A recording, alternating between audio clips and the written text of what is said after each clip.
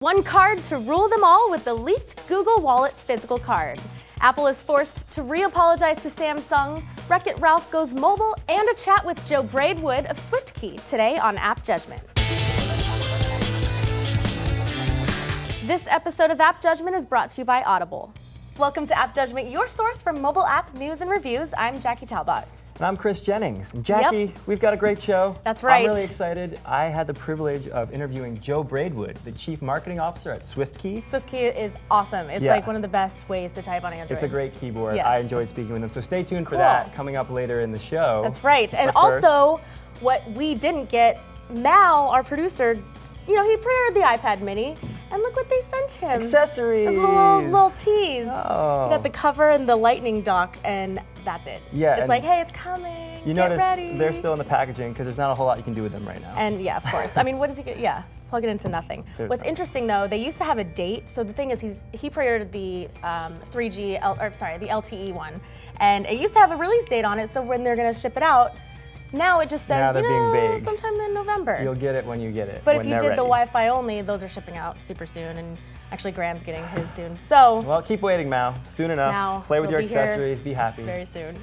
All right. Well, let's take a look at some of the stories lots of the of news day. today. Yeah, we've got big news from Google. Oh yeah. Today they've introduced the physical Google Wallet card coming soon to the Google market. Now, what does this mean? Right. So we did see this on Android Police. There was a leak about this story. What is this? The Google Wallet is already a thing, but the actual physical card. The whole point of Google Wallet was to be sort of a digital wallet that's tied to your phone, so you wouldn't have to carry around credit cards. Right. Now they're saying, here's a real credit card that connects to Google Wallet.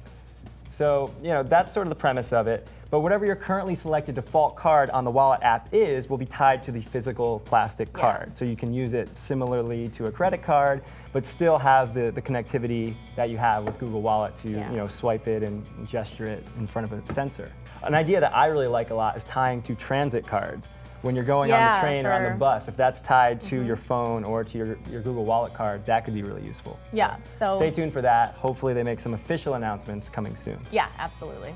Also, big news with Apple again. So the Apple-Samsung statement has been reprimanded by the Court of Appeal. So obviously we all kind of understand what's going on with Apple and Samsung and the public apology that they had to put out. But the UK Court of Appeal has demanded that Apple put an altered statement on its homepage. Yeah, they're getting really nitpicky with this. I understand why this is happening, but essentially Apple put a statement on their website. This judge has deemed that it's not enough.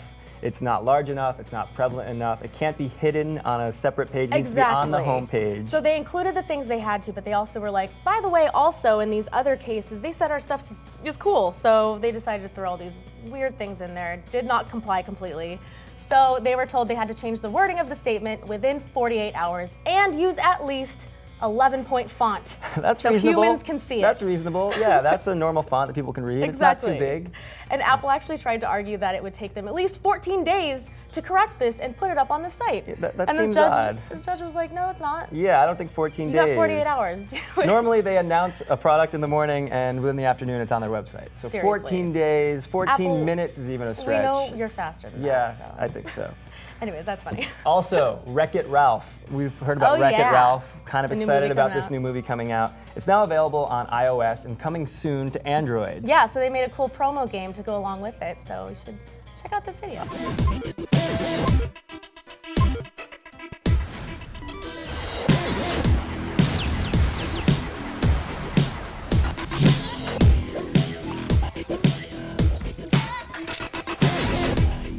Cute little arcade game for Wreck-It Ralph. It's going to be a lot of fun. Yeah. Simple, fun game. I think yeah, it'll be it's good. free. Check it out. Cool. And on to the rapid fire.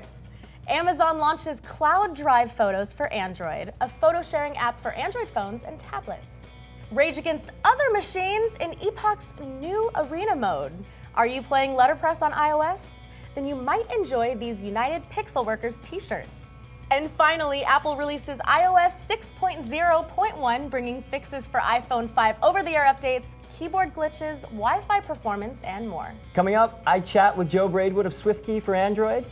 We were just talking about Wreck-It Ralph, which is a Disney film. Yes. Reminded me that there was a major Disney announcement this week. There was. At Lucasfilm. Yeah, which is pretty big. Yeah.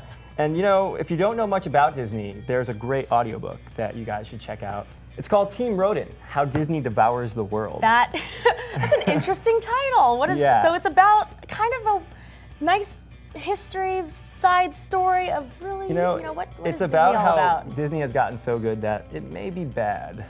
So, check it out for yourself and It's a really good book. draw your own opinions. Yes. But one great way of checking out that book is through audible.com. Yeah. And you guys have probably heard us talk about audible.com before, but they have lots and lots of titles for you to choose from.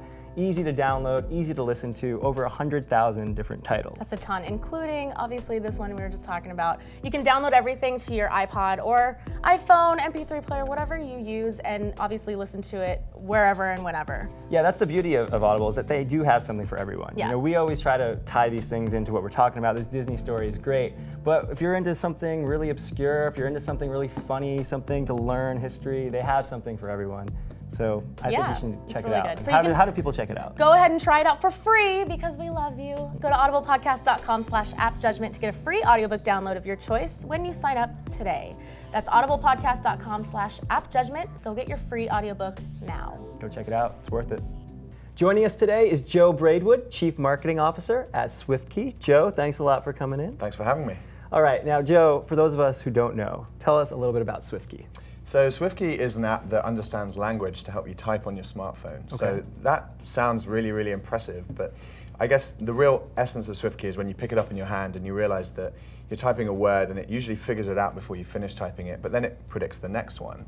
And that's something we've been doing for a couple of years, and the way that we can do that so effectively is because we look at your history, your social media postings, your Gmail, your SMS, and figure out how you use language to help you type. Okay, so primarily the predictions are what makes your app unique. Yeah, we were the first people in the world to do next word predictions on the smartphone, and ever since then we've been really set and focused on trying to make that engine extremely powerful so that it can kind of act as a brain or a layer of intelligence underneath your phone's screen to help you type. Cool.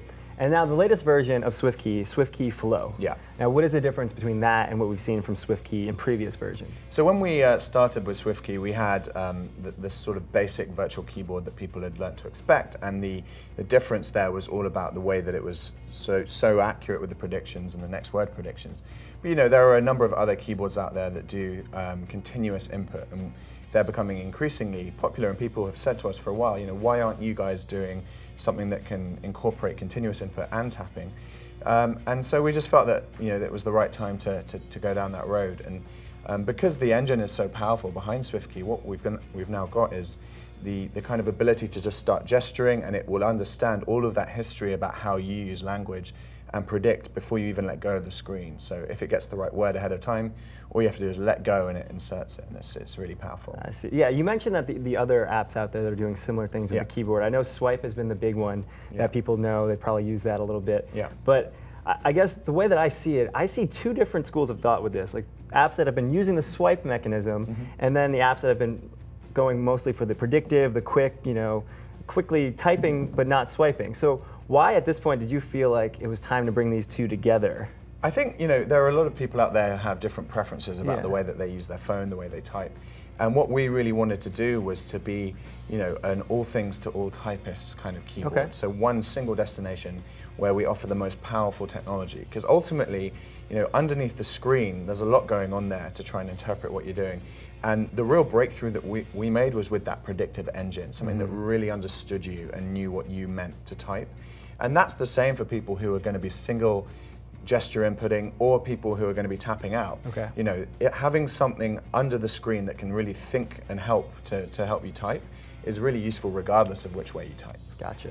So this is the latest version, the new Flow version. This is in beta right now? Yeah, so it's we're launching our beta version in the next few weeks for people who are on our VIP community. So if you'd like to get it, go to vip.swiftkey.net and we'll roll out email alerts when it's ready. And then we're looking to push it out into the Google Play Marketplace coming sort of January, February time. And do you guys have sort of a long-term vision for this? I mean, what's next? I know this is just coming out right now, so the Flow is the main focus right now, but where do you see this going? So I guess the thing that really excites me at the moment is that language is kind of a medium for exchange and information that runs through the entire internet, through your smartphone, through your TV, through your laptop, your tablet. Everything is about language these days. And so we're seeing this as a kind of a new frontier in user interface. And we're trying to build at the moment some incredible new products that use language in ways that help you interact with your device. So it's not just going to be about the keyboard. You know, we're using that as an amazing starting point because you spend more time interacting with your keyboard on your device than anything else, especially on a phone. So, you know, that was where we wanted to start, but from there we're going to grow and we're going to build some extremely exciting new products. But if I told you, I'd probably have to kill you. All right, I understand that. Well, yeah, I mean, I guess if you just think about, you know, language as that underlying golden thread through everything that you do, we're building really powerful products that build on our engine to use that and move forward. Excellent. All right. Well, Joe Braidwood, SwiftKey Chief Marketing Officer, thanks a lot for coming in. And you want to tell people, last little call to action, where can they check out the version of SwiftKey, maybe where they can find out more about you? So you can go to swiftkey.net, and that gives you all the things you need if you want to download the app, but also vip.swiftkey.net is where you can get early access to Flow. And just a little quick treat today, we've got something called the SwiftKey Presometer, which is something that compares the way that you type on Twitter to the two presidential candidates and tells you which one you're more like. So if you want to check that out, go to presometer.swiftkey.net. That's prezometer.swiftkey.net, and it's pretty fun. That sounds really cool. I'm going to check that out. You should. All right. Well, hey, thank you again, Joe, for coming on in. My and pleasure. for those of you out there who want to learn more about us, remember to follow us on Twitter, on Facebook, subscribe on YouTube, and we'll see you tomorrow.